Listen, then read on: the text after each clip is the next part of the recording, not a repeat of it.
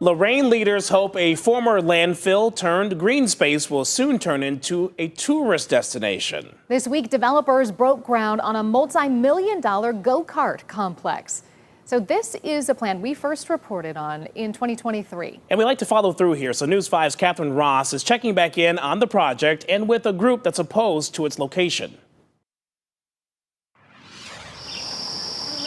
On 400 acres in eastern Lorain, the flora, fauna, and human neighbors coexist. It's a really wonderful stopover location for migratory birds. Barely above the skyline. We first met Rob Swindell in March 2023 when the Black River Audubon Society president began a petition to halt plans for a motorsports complex.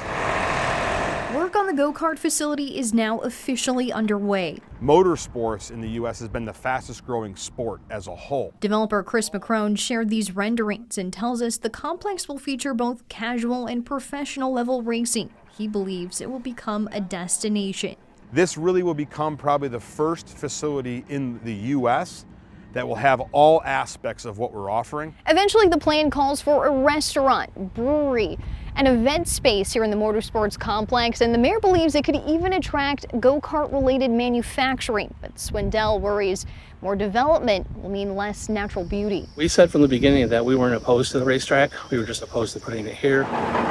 McCrone says his team is taking extra care to protect wildlife habitat and incorporate trails into the design. It's located on a former landfill, and the city says the project is cleaning up a former dumping ground and sealing in harmful chemicals. The racetrack goes on top of the landfill cap and actually makes it more secure. Lorain Mayor Jack Bradley also addressed concerns about McCrone's financial history. Court records show the businessman was sued in 2016 for not delivering on a deal to install a wind turbine for an Ohio couple. The number one condition for this project to go forward in the city of Lorain was to have that lawsuit settled. The case was officially settled this month. The mayor says the Lorain Port and Finance Authority is providing an additional layer of oversight to the project.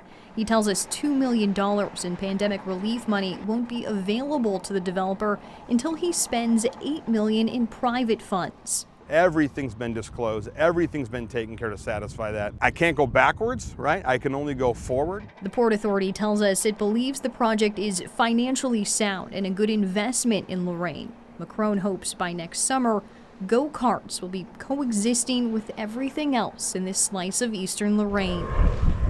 In Lorain, Catherine Ross, News 5. And developers say the first blacktop tracks will be laid by this fall, and they would like to be hosting the first race in either May or June of 2025.